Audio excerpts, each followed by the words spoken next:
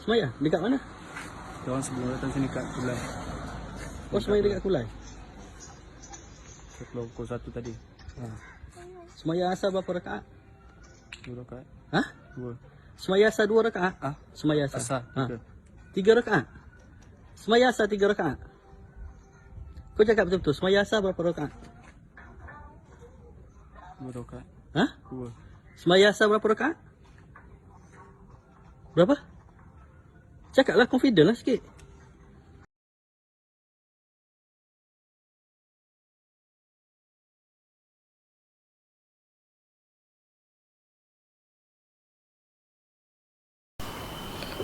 Okay, kita baru melihat video ataupun viral tentang klasik kes atau kes yang cukup klasik masyarakat di mana sebahagian daripada kita menggunakan soft spot ataupun titik-titik lemah dalam masyarakat kita untuk mengutip derma dalam masyarakat, termasuk menggunakan pelajar-pelajar tahfiz untuk melakukan aktiviti pengutipan derma. Satu amalan yang baik dari segi konsepnya, tetapi ramai orang mengambil kesempatan untuk mencari simpati daripada masyarakat menggunakan agama, pakaian, sekolah dan sebagainya.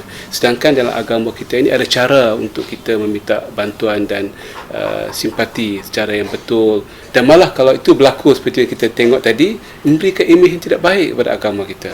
Bukan setakat meminta bantuan yang tidak betul, yang tidak ada tempat yang disalurkan, tetapi yang minta tu bukan tahfiz, yang tidak tahu tentang rukun semayang, yang tak pernah semayang mungkin. Jadi kita melihat satu perkara yang agak mengecewakan. Jadi bagi saya, jangan kita tuduh orang, jangan kita anggap semua yang minta itu tidak betul. Kita pastikan mereka itu adalah orang yang betul, dan kalau rasa was-was, nasihat saya, kita ambil nombor akaun tersebut dan kita cek melalui akaun kita siapakah nama akaun tersebut, dan kalau betul nama itu tahfiz dan kita rasa nak derma, nak sumbang, dermalah kepada mereka setelah kita telah memeriksa siapakah pemilik nombor akaun tersebut. Jangan keji manusia, jangan kita caci manusia, berhati-hati. Dan kalau nak pastikan betul, kita periksa, dan kalau betul nak derma secara langsung, bukan beri pada secara tunai dan secara cash, kerana itu tidak dapat dikesan betul ataupun tidak betul. Gunakan teknologi baru hari ini untuk memastikan derma kita sampai kepada tempat yang sepatut dan sewajarnya. Okey.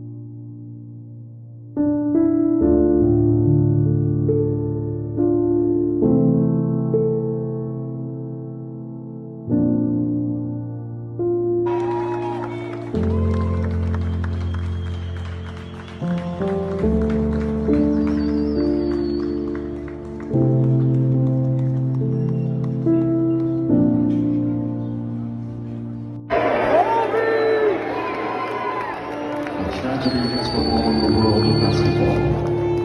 Earlier today, at the age of 41, Kobe Bryant was killed in a helicopter crash. In 20 seasons with the Lakers, Kobe was a 17-time All-Star, 2-time NBA Finals MVP, 2-time Olympic gold medalist, and 5-time NBA champion. The NBA and the game of basketball will mourn this loss together. Please join us in a moment of silence for Kobe Bryant. Rest in peace, Mamba.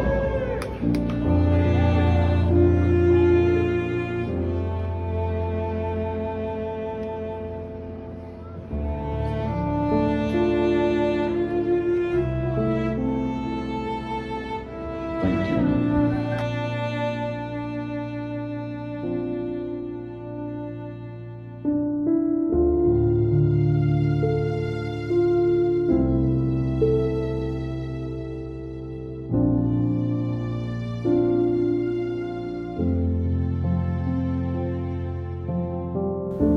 Kobe, my thoughts are with you. Absolutely. Rest in peace, young man. This loss it's just hard to comprehend. Go with God.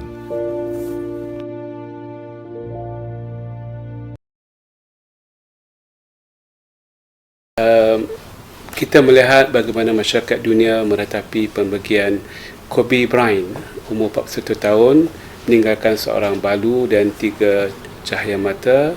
Antara anaknya meninggal adalah Gianna, umur 13 tahun, dalam satu tragedi yang cukup sedih, iaitu dalam kemalangan helikopter pada 26 Januari. Beliau ada seorang pemain basketball NBA yang dianggap sebagai legend dalam aktiviti sport ini, merupakan satu sanjungan masyarakat dunia. Apakah mesej yang boleh kita ambil daripada peristiwa ini? Kita sedih dengan kemalangan yang berlaku dan kita mengucapkan takziah kepada keluarga beliau, tetapi masyarakat dunia mengambil sikap untuk membuat satu respon yang agak luar biasa. Bagi kita dalam agama, kita sedih dan kita berasa kecewa, tapi tidak perlu kita meneruskan kemurungan itu sepanjang masa. Kita ada caranya dan sebagainya. Mudah-mudahan kita berhati-hati dan juga tidak melepasi batasan dan juga kadar yang sepatutnya. Dan itulah kehidupan dunia. Semuanya adalah ada kematian, dan bila kematian kita kena mengambil iktibar daripada kematian dan terus berlangsungkan langkah-langkah kita. Mati, ajal adalah takdir Allah Subhanahu Wa Taala, dan mudah-mudahan kita pandai meletakkan diri kita dalam kedudukan yang sepatutnya. Kita boleh sedih, tetapi janganlah menjadi sifat fenomena kemurungan satu dunia, kerana kematian itu adalah fakta. Malah yang orang yang pandai, orang yang mengambil pengajaran daripada kematian. Kita semua akan mati suatu hari nanti. Walaupun kita seorang legend, kematian itu adalah satu perkara yang pasti dalam hidup ini.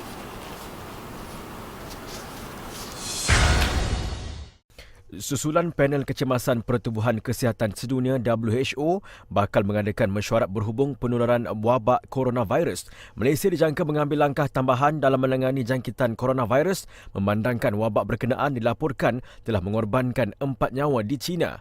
Timbalan Menteri Kesihatan Dr. Lee Boon Chye berkata, keputusan yang dibuat Badan Dunia seperti WHO itu menunjukkan potensi coronavirus itu untuk merebak ke beberapa negara jika tiada langkah wajar diambil.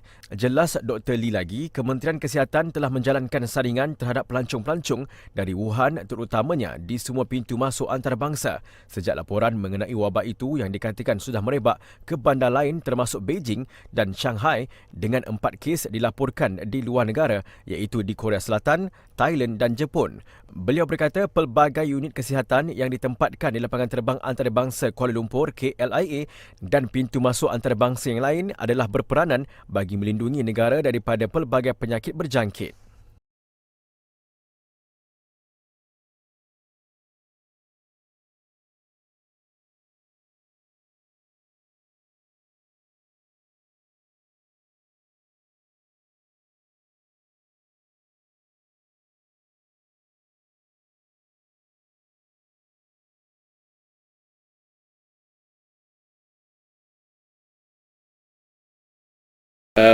Masyarakat dunia dikejutkan sekali lagi dengan virus coronavirus yang mesti sekarang belum ada namanya lagi, dianggap sebagai misteri, tetapi dari segi saintifiknya ianya merupakan satu virus dalam keluarga yang sama yang datang dalam kelompok haiwan yang tertentu.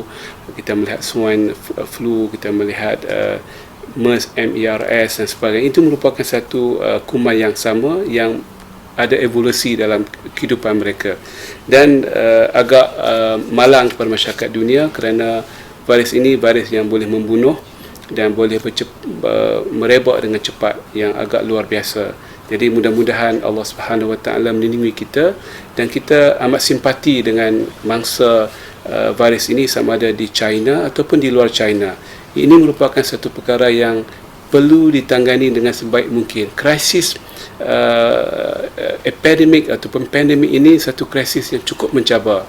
Bukan semua negara boleh menangani dengan baik, dan kita harap ini merupakan pengalaman yang penting atas dunia ini dengan WHO, dengan kerajaan China dan sebagainya, yang boleh bekerjasama bagaimana mengurangkan kes-kes kematian dan juga mengurangkan penyebaran kuman dan virus coronavirus ini di seluruh dunia. Cuma yang menjadi isu bagi saya, virus ini bukanlah virus masalah Wuhan dan juga Hubei semata-mata. Kerana wabak ini tidak ada agama, bangsa dan juga alamat rumah. Ia merupakan satu ujian dan satu cubaan daripada Allah Subhanahu Wa Taala yang agak malang masyarakat kita sentiasa cepat dan mudah mengatakan itu merupakan azab Allah. Mungkin betul, mungkin tidak, tapi itu bukan ilmu kita. Ilmu kita tidak sampai untuk mengatakan itu merupakan azab Allah, kerana itu adalah ilmu Allah semata-mata.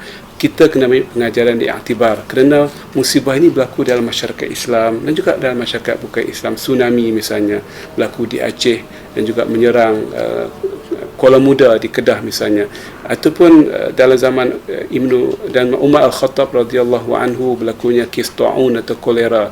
Ia merupakan satu ujian yang Allah Subhanahu Wa Taala jadikan untuk mengambil pengajaran iktibar kepada orang yang baik dan juga pada orang yang tidak baik dalam masyarakat. Jadi di akhirnya dalam kisah ini yang penting adalah bagaimana kita bertindak sebagai satu komuniti dunia, membuat kajian yang sebaik mungkin, R&D dengan apa sahaja teknologi yang kita ada untuk menyelamatkan umat manusia. Kerana itulah penting, musibah ini perlu dilihat secara pandangan global, secara pandangan yang berbentuk kemanusiaan. Ada tanggungjawab kemanusiaan dan kita harap masyarakat kita, khususnya masyarakat Islam, tidak mengambil mudah. Ini merupakan perkara yang kita ambil kesempatan untuk membuatkan kenyataan-kenyataan yang kita telah melanggar batasan-batasan akidah, mengatakan itu balasan Allah, itu merupakan azab Allah yang kita tidak tahu dengan yakin dengan sepenuhnya. Jadi yang penting kita kena memberikan simpati kepada bangsa virus ini, sama ada di China ataupun sekarang berkembang di Korea, di Thailand, di Jepun dan juga di Malaysia baru-baru ini. Jadi kita kena fokuskan pemikiran kita bagaimana untuk menangani isu virus ini. Ini masa untuk menangani isu virus. Bagaimana kita berhadapan dengan isu Ebola misalnya yang meranggut ramai nyawa-nyawa di Afrika, di benua Afrika keseluruhannya. Jadi itu merupakan putaran dunia. Pernah berlaku di Malaysia, kita ada virus Nipah dulu, ramai orang terlibat, dan ada swine flu dan sebagainya. Itu merupakan putaran dunia. Adakah kita bersedia masyarakat dunia berhadapan dengan virus yang semakin hari semakin bijaksana, semakin pintar, semakin cepat merebak dalam masyarakat?